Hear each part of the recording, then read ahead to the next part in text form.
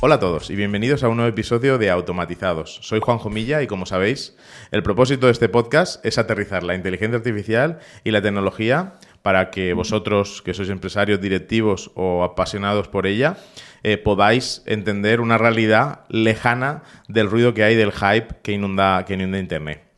Antes de entrar en la faena de hoy, en el tema que vamos a tratar hoy, me gustaría hacer una pausa para hablar con vosotros, que estéis al otro lado, y me gustaría entender qué os está pareciendo este podcast, si os están resultando útiles los temas que estamos tratando, si hay algo que os haya volado a la cabeza o algo en lo que no estéis de acuerdo. Además, como sabéis, este podcast nace por y para vosotros, así que vuestro feedback es lo que nos ayuda a mejorar. Si os parece interesante lo que hacemos y lo que contamos, o si tenéis algún tema específico, alguna duda técnica o cualquier cosa relacionado con la inteligencia artificial, nos lo podéis hacer llegar a través de las redes sociales del podcast y también en mis redes sociales personales, así como en YouTube. Estaremos muy atentos a todos vuestros comentarios. Y bueno, hoy en Automatizamos volvemos al estudio que tenemos y no vengo solo. Hoy me acompaña de nuevo Juan Aparicio. Hola, Juan. ¿Qué tal? ¿Cómo estás? Muy bien. Bueno, hoy vamos a hablar de IA, pero no vamos a hablar de IA sobre modelos, no vamos a hablar sobre aplicación de manera directa en la empresa, sino que vamos a poner en contexto a la gente que nos escucháis en por qué estamos hablando de IA hoy y lo que ha pasado estos últimos años, no solamente estos últimos en el corto plazo, sino en el largo plazo, en inteligencia artificial, para entender por qué estamos hoy aquí y qué se hizo en el pasado para que estemos aquí. Así que, Juan, vamos a hablar de historia de la IA. Sí, no solo de historia, o sea, chascarrillos y polémicas de todo tipo. Digo, que no se vaya la gente, no es historia así sin más de libro. Bueno, pues, a ver, realmente nosotros siempre lo hablamos, que la inteligencia artificial, estamos hablando de esta inteligencia artificial porque hace 3 años más o menos y medio, un poco menos, sale al mercado ChatGPT, una herramienta que hace que democraticemos o que se democratice el acceso de todo el mundo a una herramienta que nos han dicho que lleva inteligencia artificial. Ya lo hemos repetido en algún otro episodio. Nosotros llevamos haciendo inteligencia artificial pues desde que acabamos nuestras carreras. Con otro nombre, pero sí. Claro, con otro nombre, pero llevamos hablando de inteligencia artificial. Este término, realmente, aunque lo tengamos muy presente, ¿a qué momento en el pasado? ¿En qué momento en el pasado podemos decir que se hace el primer hito a lo que podamos llamar inteligencia artificial? Sí, pues a ver, donde se acuña el término inteligencia artificial parece que es en una conferencia a mitad del siglo XX en Estados Unidos. Antes de eso, por decir algunos nombres que son clave, a mí me lo parecen, ¿no? Y que aparece cuando se habla de historia de la inteligencia artificial, suelen aparecer. Podríamos incluso irnos más atrás, pero yo creo que siglo XIX, mitad del siglo XIX, ya se puede hablar ahí de Ada Lovelace. Por cierto, la única hija legítima de Lord Byron. Legítima. Matemática, amante de las matemáticas, se codeaba obviamente con gente importantísima y se la reconoce como la primera programadora informática, por decirlo así, ¿no? que ha existido, ¿no? En su caso, tuvo relación con una máquina analítica, una máquina calculadora enorme, llena de poleas y mecanismos, ¿no? Mecánicos, de Babbage, de un tipo llamado Babbage, un matemático. Y ella consigue diferenciar entre lo que es un programa que es ajeno a la propia máquina, que la máquina puede leer, digamos, como input de entrada, y acaba obteniendo un resultado que es el que se le pide en el programa si todo funciona correctamente. Y es la primera que escribe un programa de ese tipo, un algoritmo realmente, que se le puede llamar programa para algo parecido a una máquina que luego vaya a llegar a ser un ordenador, digamos, ¿no? Curioso es que aunque Ada Lovelace hablaba, por ejemplo, de que las máquinas iban a ser capaces de crear música, ella directamente decía que no iban a ser capaces de pensar. Entonces creo que se equivocó. Sí, creo que viendo la realidad. Mitad del siglo XIX yo creo que ya era bastante adelantada, o sea que un premio para ella, por supuesto. Más tarde, mucho más tarde, ya hablaríamos del siglo XX, años 30, años 50, en los años 30, pues hay un artículo clave, en 1936 se publica por parte de un matemático. Fíjate que hablamos mucho de matemáticos, matemáticas, ¿verdad? Esto es algo habitual cuando se habla de inteligencia artificial. Y no solo de ingeniería. Es que no lo asociamos, ¿eh? Es una pena. Yo siempre que doy una formación de IA, pongo la definición de lo que para mí es inteligencia artificial y siempre adelanto y digo que les hago siempre la definición de inteligencia artificial menos sexy que han encontrado en su vida. Y hay una diapositiva que pone matemáticas más informática. Sí. Es poco sexy. Sí, es poco sexy cuando hablas de matemáticas. Es poco sexy. Ahora ser matemático es sexy. Sí, es más sexy. Matemático, físico y tal. O sea, son de las carreras con más nota de corte, etcétera. O sea, sí, ahora mismo es súper interesante. Ahora mismo es sexy, pero efectivamente nos olvidamos a veces que la inteligencia artificial, todo lo que hay detrás es matemáticas. Sí, el inicio desde luego lo es. A partir de ahí, pues sí, vienen los ingenieros y le ponen en práctica. O sea, que genial, ¿no? Es la unión perfecta, una combinación adecuada, ¿no? Entonces, en esos años 30, 1936, se publica Alan Turing, un matemático, que hay una película por ahí, Imitation Game y tal, ¿vale? Yo creo que la tienen que ver, la película. La tienen que ver, de Imitation Game, obviamente, ¿no?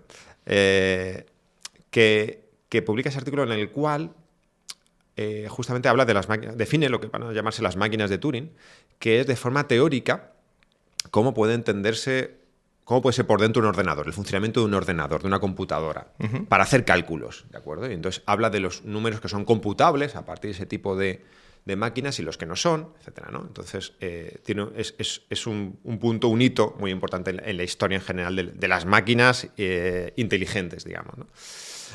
Él sí decía, a diferencia de Ada Lovelace, que las máquinas sí iban a poder pensar, estaba convencido de ello. Y más tarde, en el año 1950, publica otro de sus artículos en el cual define eso que ahora es tan conocido como el test de Turing, ¿de acuerdo? Que él no lo llama así, claro, porque uno no suele ponerle su nombre, salvo que sea muy egocéntrico, que no era el caso. Él lo llamó The Imitation Game, como la película de Hollywood, ¿vale? Entonces, ¿qué dice ese test? Bueno, básicamente, si tú encerrado en una habitación con comunicación con alguien externo, algo, por escrito, por chateando, eres capaz de, en esa comunicación, discernir si ese que está fuera es realmente una máquina o no. Si fuera una máquina y no eres capaz de darte cuenta de que lo es y te engaña, está imitando a un humano, pues ha pasado el test y ese tipo de inteligencia habría superado el test de Turing, ¿de acuerdo? Entonces se podría entender desde los cánones de Alan, pues que es una máquina, esa máquina ya es inteligente, ¿de acuerdo? A día de hoy, si volvemos al presente, a la inteligencia artificial generativa que tenemos hoy, ya hay varios papers que se han publicado que indican que ha habido varios... Sí. Bueno, que la inteligencia artificial generativa de hoy supera el test de Turing. Sí. Bueno, yo no he hecho los papers ni los he escrito, pero bueno, tengo mi opinión personal. Creo que están cerca. Es decir, siempre digo que, bueno, si van a pasar el test ese, tú pídele que te cuente un chiste, porque son horripilantes. Entonces diré, pues siempre digo, o es mi cuñado borracho el día de Navidad o echa GPT, no puede ser otro, quiero decir. Son malos, los chistes son malos. Sí. Entonces, no sé si lo han pasado en ese sentido, ¿sabes? Pero sí, vamos, que están cerca, desde luego, o sea, eso lo comparto. Y luego, o sea, ¿podemos decir que Alan Turing fue la primera persona que acuñó el término inteligencia artificial? No. Realmente debía estar en el ambiente, pero ese término y la creación de todo un campo de conocimiento a partir de ese momento vino de la mano tengo que decir así, de la universidad, porque fue en una universidad, en un congreso de académico en Dartmouth en 1956 en Estados Unidos, donde McCarthy, Minsky, Shannon, Rochester, pues fueron como los padres, ¿no?, que acuñaron ese término de inteligencia artificial, en particular McCarthy. Ya te digo, y se establecen las bases de lo que luego ha sido la inteligencia artificial como ciencia, digamos, y cómo investigar ese campo. Realmente ese es el punto de partida de lo que luego se ha conocido. Por cierto, uno de estos nombres que he comentado, Shannon, es Claude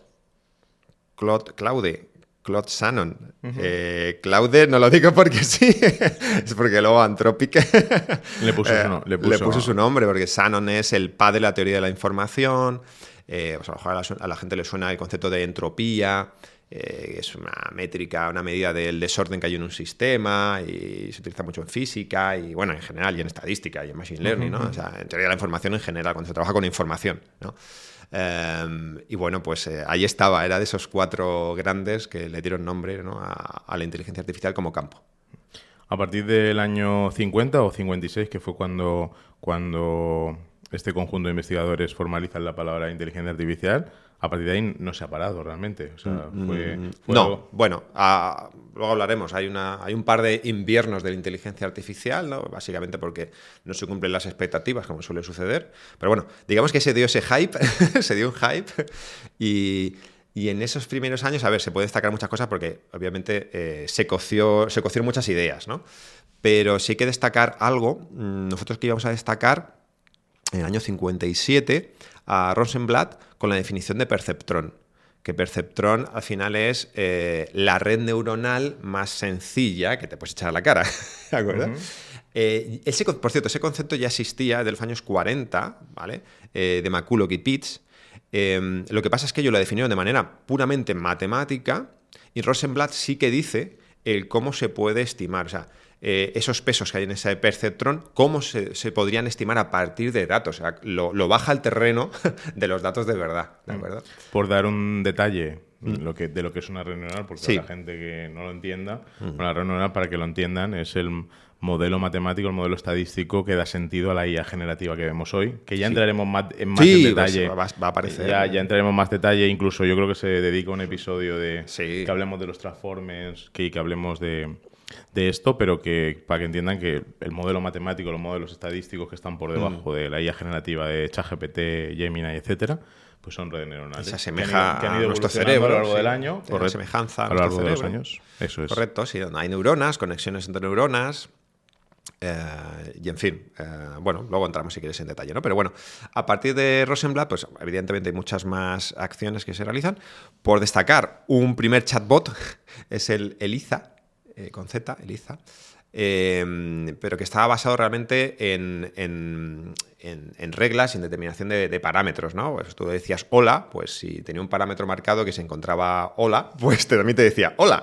Bueno, hasta no hace muy poco, hasta que llegase la IA generativa, era así. Los chatbots no evolucionaron mucho. No, no excesivamente. Entonces, bueno, pues ya hubo una primera idea de chatbot, entonces, desarrollada en el ámbito, digamos, de la psicología, en ese ámbito, ¿de acuerdo? Pero bueno, fue interesante, ¿no? ¿Cuándo llegamos al primer invierno de la IA? ¿En qué años? Sí, vamos a ver. Hay un primer invierno que es entre los años 1974 y 1980 aproximadamente, porque esto depende, cada uno lo pone el corte donde quiere casi, ¿no? Pero bueno, yo creo que las causas principales fueron varias. Una de ellas es que se publica una contribución que se llama Perceptrons. Justamente uno de los autores es Minsky, que estaba en esa conferencia que hemos comentado antes, del año 56. Y lo que viene a decir es que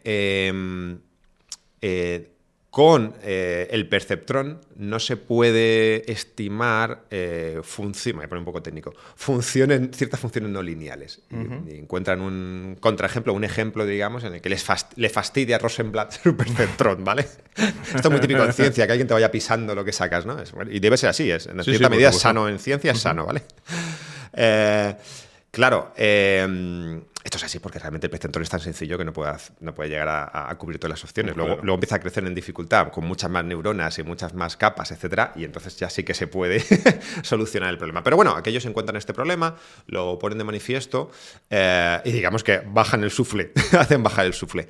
Aparte de eso, bueno, hay un informe que es un informe en Inglaterra de Lighthill que critica la inteligencia artificial, habla de que no es escalable y por tanto pues muy costosa a nivel de económicamente.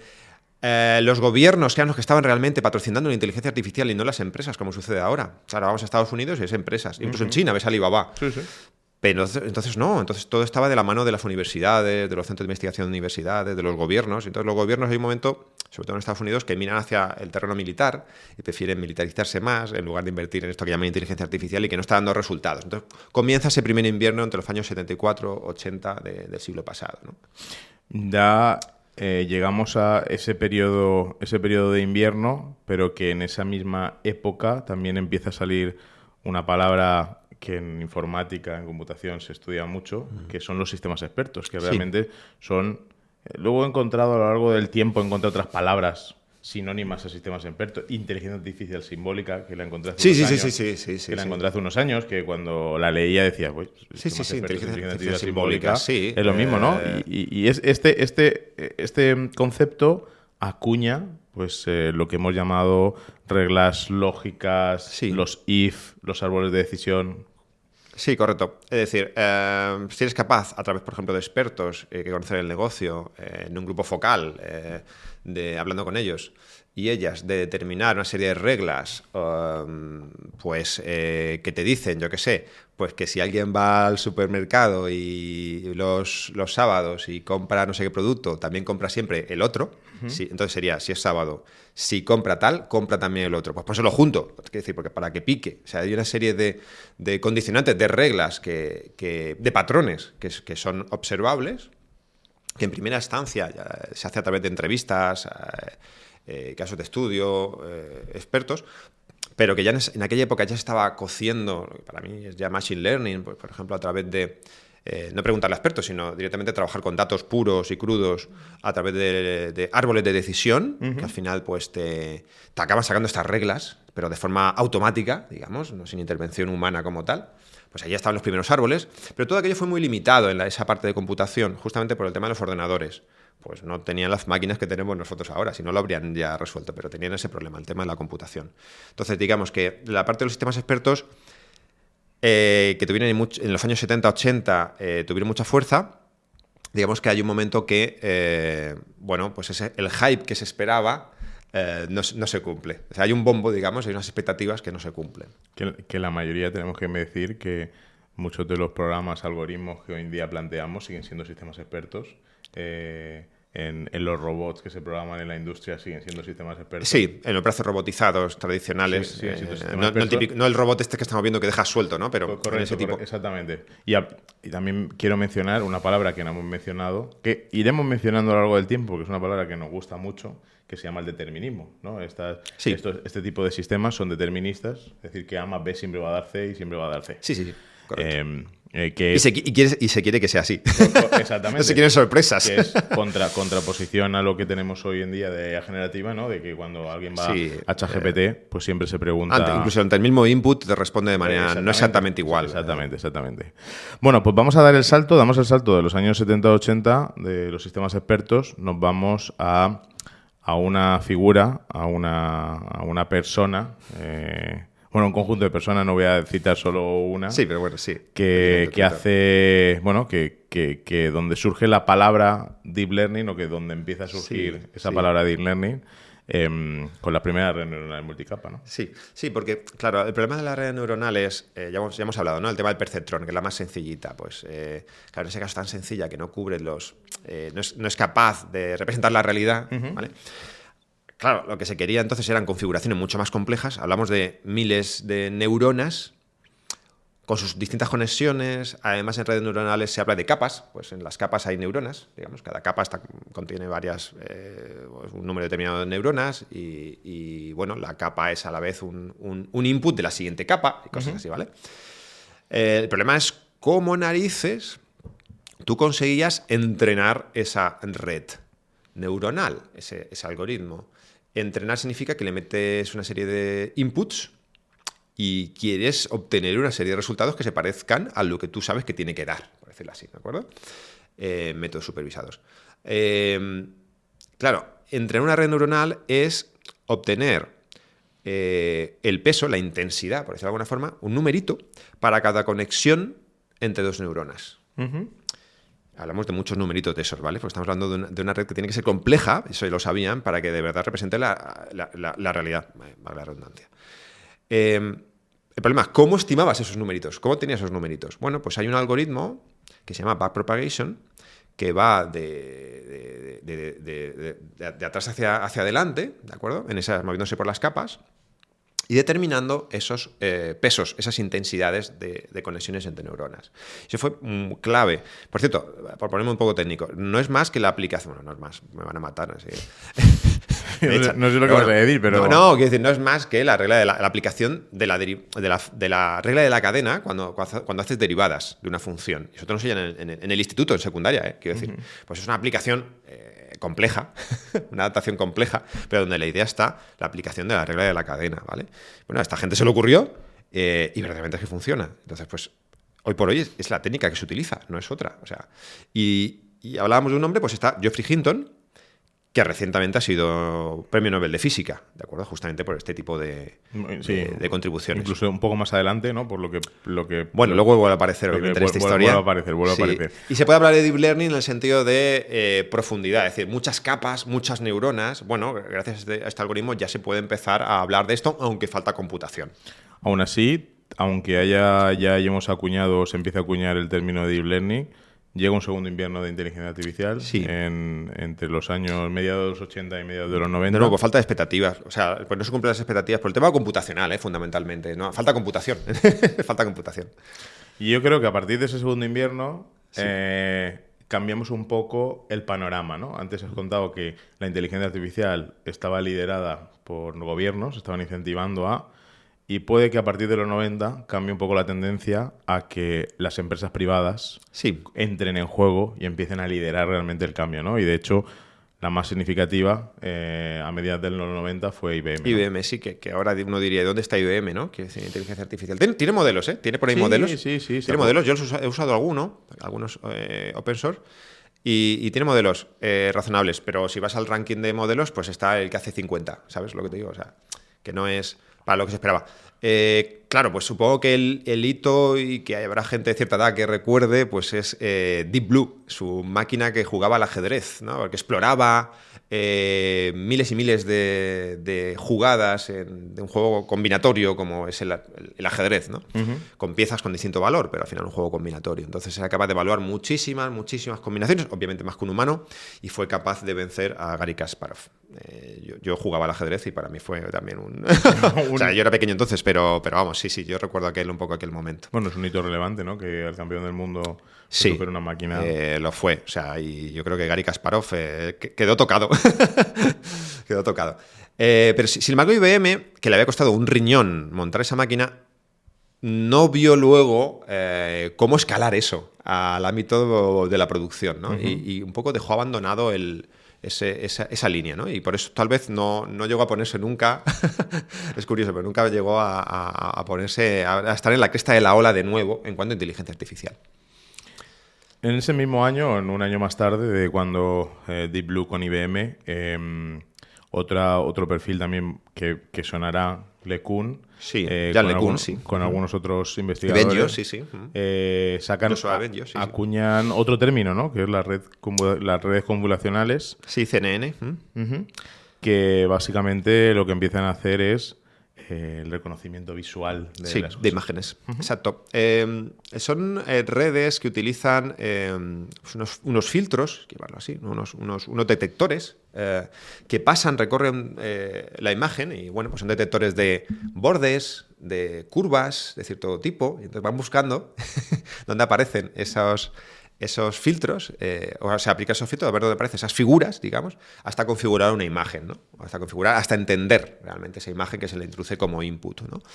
Tiene mucho valor y, por cierto, Jan LeCun, luego contratado por Meta, por cierto, premio Turing, que es como el premio Nobel de la informática. O sea, creador de Llama. Creador de Llama, está detrás de Llama. No de Llama 4, que lo dice, dice, yo Llama 4 no, ahí me limpio las manos como Poncio Pilato. Ahí yo no tengo nada que ver con Llama 4. También muy defensor de la IA open source. Mucho fue el que obligó realmente a Zuckerberg, le convenció, porque Zuckerberg entonces no sacaba nada que fuera open source, es lo contrario a Meta. Hasta de hoy me extraña que siga... Sí, fue sorprendente, decir, pero yo creo que lo convenció, porque bueno, llegaremos, ¿no? Pero OpenAI estaba ya muy fuerte, Google estaba también intentándolo ser... yo creo que le dijo, mira, te estás quedando atrás, si sacas un modelo bueno open source, la gente va a mirar hacia otro lado y no solo a OpenAI. Entonces, no puedes tener solo un único... O sea, el miedo que tienen estas compañías es que haya alguien que se quede todo el pastel. Entonces, había que repartir el pastel de alguna forma. Entonces, una forma de hacerlo era con Llama. Supongo con el propósito final luego de que Llama, además de estar en todas sus aplicaciones y redes sociales, pues incluso luego sacar rendimiento económico a largo plazo, quiero decir. Pero bueno, sí, en primera instancia esto, sí. Lo cierto es que en los años 2000 ya empieza a aparecer de todo. Sí. Empieza a aparecer de todo. Ahí es cuando realmente las falsas expectativas empiezan a quitarse, a ser falsas y empiezan a ser expectativas. Porque hay computación, de repente empiezan ya la computación. Exactamente, que esto es muy importante. Hemos dicho antes matemática e informática. La informática de los años 50 pues no tiene nada que ver. Nada. Con la en pañales. Con la que tenemos a día de hoy, claro. Pero en los años 2000 empieza a aparecer de todo, ¿no? Sí. Yo por hacer un pequeño resumen de todo lo que empieza a aparecer en los 2000. Sí. Bueno, realmente un hito a destacar es Fei-Fei Li, que es una investigadora, se la conoce como madre de la inteligencia artificial también, junto a estos que hemos comentado, Hinton, Beillo, etc., ¿no? Que saca ImageNet, que es una base de datos etiquetada. Claro, ahora como ya hay bases de datos etiquetadas por ahí, pues qué fácil es, ¿vale? Pero cuando uno tiene que etiquetarla, y tú creo que sabes de eso también, es decir, cuando uno tiene que invertir tiempo, dinero, recursos en etiquetar, pues no es tan sencillo. Y bueno, esta persona y su equipo desarrollan esta base de datos. Y no solo eso, sino también una competición. Una competición en la que todo el mundo juega con las mismas armas en el sentido de que utiliza el mismo benchmark, la misma base de datos, mismas imágenes. Sin trampa ni cartón. Venga, a ver quién es capaz de reconocer pues estos gatos, estos perros y lo que ahí contienen estas imágenes, que sabemos lo que contienen, porque está etiquetado, ¿sabes? Entonces, vamos a ver quién consigue pasar, quién consigue reconocer un 30%, un 50%, un 70% o lo que corresponda, ¿no? 2010 se crea una startup que además también ha dado mucho por hablar. Lo crean dos personas muy relevantes, dos genios muy relevantes en la inteligencia artificial, Demis Hassabis y Mustafa Suleyman, que este último tiene un libro muy interesante que recomiendo leer a todo el mundo. Luego busco por ahí ahora en Microsoft, ahora Microsoft AI, pero bueno, sí. O sea, en aquellas épocas montando una startup. Sí, DeepMind, nada, una startup. Que acabó comprando años más tarde Google. Google, sí. Que es, a diferencia de IBM, Google sí que está como player líder de esto, ¿no? Pero bueno, como decía, en los años 2000 hay un poco de todo. O sea, IBM lanza Watson, que también está... Sí, que gana en una competición, el Jeopardy es una competición de Estados Unidos de preguntas-respuestas y consigue hacerlo muy bien. O sea, que ahí sí que consiguen tener una máquina, digamos, interesante. Se sigue trabajando en toda la parte de redes neuronales orientadas a visión. Correcto. Entonces, AlexNet fue en 2012 el ganador y por mucho de la competición que he comentado antes de Fei-Fei Li, ¿de acuerdo? Entonces sorprende al mundo porque consigue AlexNet ganar esa competición con un porcentaje de éxito brutal, superando a muchos otros algoritmos. ¿Quiénes son los creadores de AlexNet? Pues son Hinton, pero hay otros nombres interesantes. Uno de ellos, sobre todo voy a destacar, que es Ilya Sutskever. Luego en OpenAI, luego creando su propia startup de superinteligencia segura y tal y cual. Pero ahí estaba, ¿no? Es decir, Hinton, profesor de la Universidad de Toronto, en Canadá, y con dos estudiantes suyos de doctorado, pues montan AlexNet y ganan la competición. No solo eso, sino que luego, bueno, es curioso que deciden, dado que ven que tienen un potencial enorme a nivel de industria, deciden subastarse. O sea, crear una empresa, que realmente empresas son ellos, es decir, a ver quién les compra a ellos como talento humano, ¿no? Se van a un casino, hay toda una historia, ¿no? Que cuenta el propio Hinton, ¿no? Reciben varias valoraciones de distintas empresas, una de ellas Google, que es finalmente quien compra estos tres talentos, ¿no? Por 40 y tantos millones de dólares. Hay que recordar, Hinton lo dice, y yo lo voy a comentar porque Hinton dice, ¿por qué me metí en esto? ¿Por qué dejé la universidad y me fui a la empresa? Buscando dinero, obviamente, pero tiene una razón, y es que tiene un hijo con problemas de salud de por vida y dice, bueno, yo quiero que mi hijo esté para siempre protegido y bien cuidado y mira, seguro que lo por la universidad no voy a conseguirlo, me voy a la empresa privada. Y yo sí creo que lo consiguió, afortunadamente. Seguro que lo consiguió. Antes estaba buscando el libro de Mustafa Suleyman, que es la ola que viene. Que yo lo recomiendo para tener una visión de lo que está y de lo que va a venir. Es una visión de este autor y que yo lo recomendamos aquí en este podcast para Sí. que lo veáis. Seguimos con 2013, ya muy cerquita el nacimiento Sí, ya de cerca de OpenAI, que ya OpenAI. es a lo que parte de este Sí. podcast seguro que nos va a derivar. Sí. Hay Hay una librería que es Word2Vec, ya de embeddings, muy, muy interesante, ¿no? La posibilidad de, a partir de un texto en lenguaje natural, por tanto, traducir esas palabras, o tokens, igual, palabras, a vectores numéricos. Vectores numéricos que recogen realmente el sentido semántico de la palabra, ¿de acuerdo? A veces yo lo explico, ¿no? Tú puedes tener el vector numérico que representa a rey, y tienes por otro lado el vector numérico que representa hombre y también el que representa mujer. Entonces, si tú al vector numérico rey le restas el vector numérico hombre y le sumas el vector numérico mujer, te da como resultado el vector numérico que representa la palabra reina. O sea, que tiene todo el sentido del mundo. Se puede operar, se pueden hacer operaciones matemáticas en un espacio que es numérico, ¿vale? Que no tiene que ver con las palabras en principio, pero que consigue capturar el sentido de las palabras. Y esto tiene mucho que ver luego con su uso, que se da con los embeddings en la construcción de los LLM, que ya se hablará de ellos cuando llegue el momento, ¿no? Pero bueno, sí, digamos que esto es previo a la creación de OpenAI, que, bueno, digamos que nace... Que hay un salseo. O sea, que Hay salseo. A mí me gusta mucho como siempre lo cuenta, porque hay un salseo directo de por qué nace OpenAI. Sí.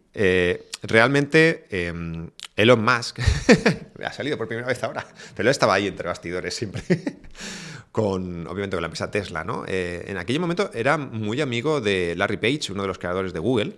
Pero amigo de tener problemas con su primera mujer, Elon Musk, y que Larry Page le invitara a su mansión para pasar las noches allí y tal, ¿no? No te vayas a casa que duermes en el sofá, pues vente a la mía. En ese sentido, ¿no? Entonces, a ese nivel de amistad. Pero tiene un rifirrafe hablando justamente sobre cómo entienden ellos que va a ser el futuro de la inteligencia artificial.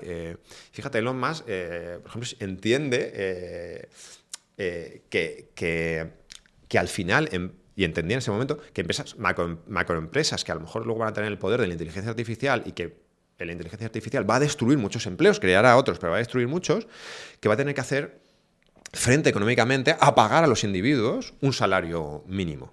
¿De acuerdo? Salario vital. Un salario vital mínimo, ¿de acuerdo? Entonces, Larry Page no estaba muy a favor. y a partir de ahí, bueno, pues se genera... Tenían visiones diferentes. Entienden que tienen visiones diferentes y que no pueden entonces estar en la misma línea. Elon Musk se va, digamos, de su relación con Google y con DeepMind, porque DeepMind ya estaba adquirida por Google y Elon Musk estaba ahí entre las cabezas pensantes, asesores, si quieres, de lo que era DeepMind y demás. Decide montar su propia empresa, que esto es muy típico de Elon Musk. Dice, ¿no quieres jugar conmigo? Pues intento comerme yo el tablero. Me como yo la tarta, una parte de ella, ¿no? Entonces, monta OpenAI. Conocí a un chavalito joven, por aquella época joven, como era Sam Altman, y bueno, pues tenían cierta amistad, se caían bien, y oye, pues le da todo el poder como CEO en OpenAI. Y bueno, luego hablaremos, si quieres, de más sobre OpenAI, porque de esto me merece la pena dedicarle... Vamos a tener un episodio solo hablando de OpenAI, vale, seguro, porque no nos va a dar tiempo a hablar de detalle, pero pasando el nacimiento de OpenAI, llegamos también a otra aplicación que nace de DeepMind. Porque DeepMind... AlphaGo, que para quien no lo sepa, pues es un juego, ¿no? Sí, el Go es un juego. El Go es un juego, algunos dicen más complejo que el ajedrez. Bueno, yo no soy jugador de Go, soy de ajedrez. Entonces no sé si decir esto, pero sí. Más complejo en el sentido de que no tienes piezas con valoraciones, distintas valoraciones, pero, por cierto, en el ajedrez no se conocen las valoraciones. Quiero decir, porque hay gente que le da valoración. El caballo vale 3 puntos y el alfil también 3, pero eso depende del contexto de la jugada. Pero bueno... en el Go lo que sí que existe de verdad es una combinatoria mucho mayor de jugadas. Esto es cierto, ¿vale? Entonces, DeepMind, que comenzó con los juegos de Atari y sorprendiendo al mundo con algoritmos que sabían jugar solos y superando ciertos juegos de tipo Atari, pues consiguen con otro algoritmo, pero con el mismo sistema, digamos, vencer al mejor jugador. Esto es un poco lo de Deep Blue, ¿te acuerdas de Deep Blue? Sí, sí. Lo mismo, pero con el mejor jugador del mundo, que creo que era coreano, ¿vale? Pues en 2016 vencen a el mejor jugador del mundo. No solo eso, sino que además luego crean AlphaGo 0, porque AlphaGo había sido entrenado con partidas previas, muchas partidas previas de humanos. Comienza a jugar la máquina contra sí misma, simulando partidas. Pero como puede hacer eso millones de veces, acaba encontrando qué caminos de jugadas son verdaderamente los más óptimos, los más útiles, los que le dan mayor rendimiento. ¿De acuerdo? Y eso es AlphaGo 0. ¿De acuerdo? No necesita tener información de... Cero shot, ¿no? O sea, no necesita tener información, ejemplos de humanos, sino que ella solita es capaz de hacerlo. Y en esos años, 2016-2017, también hay escándalos, por ejemplo, el de... Bueno, yo creo que, esto lo iba a mencionar, yo creo que aquí ya, en estos años, ya se demuestra que la gestión de datos aplicando inteligencia artificial iba a ser significativo. Sí. Iba a ser relevante para nuestras vidas. A lo mejor no imaginábamos lo que estábamos viviendo. No. Alguien lo imaginaría. Incluso Elon Musk imagina mucho más que puede ser. de lo que imaginamos nosotros.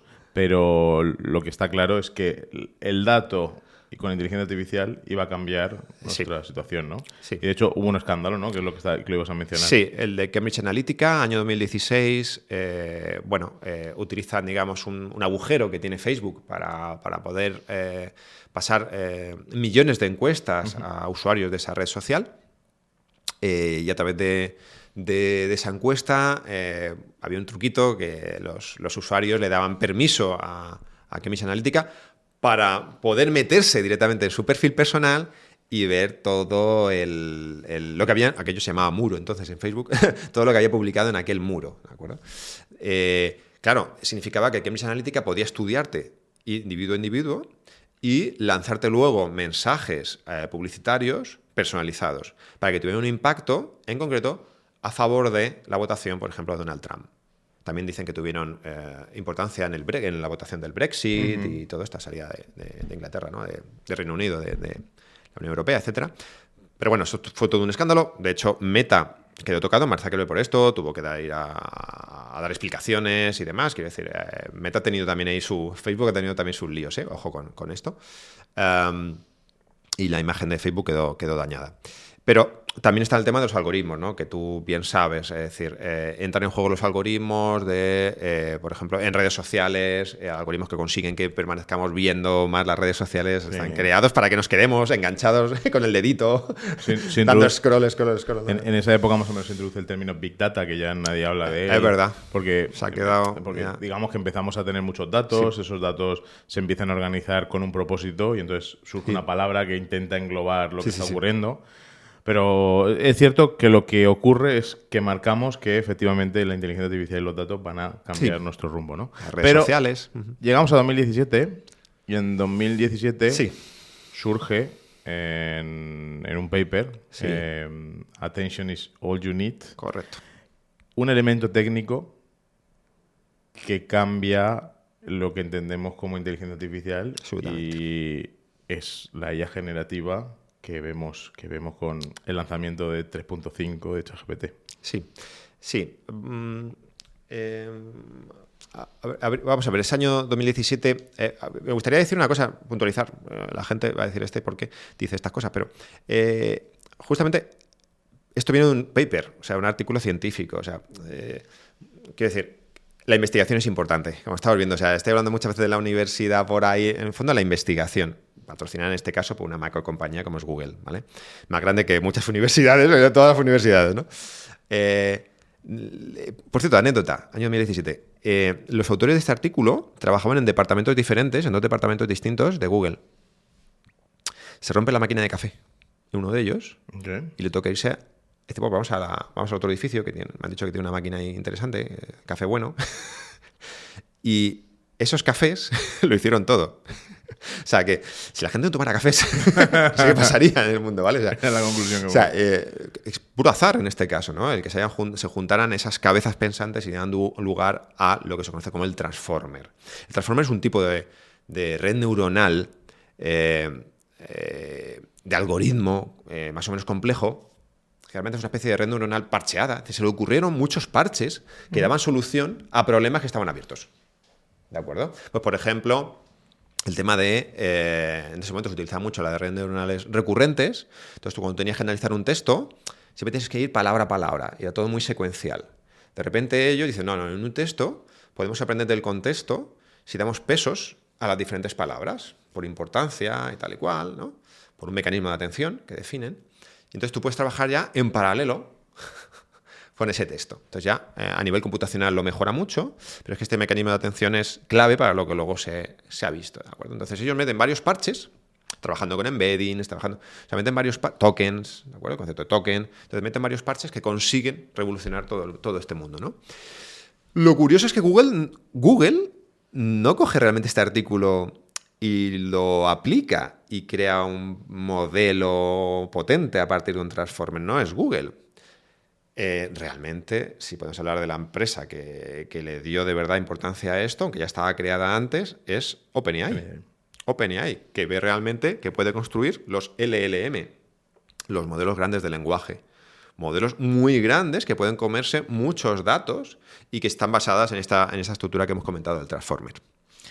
Después, posteriormente a ese 2017, vamos viendo cómo OpenAI empieza a dar esos primeros pasitos en los modelos GPT, sacando en 2018 GPT-1, año más tarde GPT-2, 2020 GPT-3, hasta llegar a 2022 y sacar 3.5, que fue el modelo que nosotros conocimos y donde nos acercamos al mundo de la IA generativa. No quiero entrar en la historia de ChatGPT no quiero entrar porque sé que tenemos... Es interesante. O sea, no, porque yo creo que ¿Quieres hablar? Estos últimos 3 años y medio o 5, ¿vale? Por poner, yo creo que estos últimos 5 años se merecen tener un... Se lo merecen. Se merecen tener un episodio. Tío Sam se merece tener un episodio solo hablando de todo lo que ha pasado hasta ahora. Ya dimos en nuestro episodio primero un panorama de IA, pero contar, pues eso, un poquito de salseo de todo lo que pasó. De todo lo que pasó, yo creo que es relevante y que se lo tenemos que merecer en algún episodio de algún momento. Bueno, en Netflix ya sabes que estaban sacando iban a hacer la peli. La peli de un momento de estos que vamos a contar de salseo, cuando echan a Sam Altman y luego vuelve. Deseando verla. La verdad es que sí. Deseando verla. Bueno, hemos pasado por muchas etapas. Nos hemos ido al siglo XIX hasta llegar hasta los 2020. Yo creo que hemos dado un buen panorama, un buen escenario de la inteligencia artificial. Se nos olvidarán hitos importantes. Bueno, siempre hay gente que dirá, no has mencionado tal. Bueno, pero que nos lo comenten, quiero decir. También. También buscamos que nos lo comenten. Que nos lo comenten, que nos lo digan y encantados de ir introduciéndolo en episodios en episodios siguientes. Así que nada, Juan, pues vamos a dejar hasta aquí el episodio de hoy. Volveremos con más actualidad de inteligencia artificial. Muy bien. Y nada, recordaros que cada martes en Spotify, Apple Podcasts y Podimo nos podéis ver. Y bueno, para aquellos que no preferáis vernos en formato vídeo, también tenéis YouTube. Y bueno, no olvidéis seguirnos y escribirnos por redes, tanto en el TikTok de Automatizados como en mi propio LinkedIn, en el LinkedIn de Juan, en Instagram. Estamos en todas las redes. Si os ha gustado lo que hemos hablado hoy en este episodio, bueno, preparaos para la semana que viene, que vamos a hablar y vamos a seguir hablando de inteligencia artificial y de automatización. Ha sido un placer teneros. Un fuerte abrazo. Nos vemos en el siguiente. Gracias.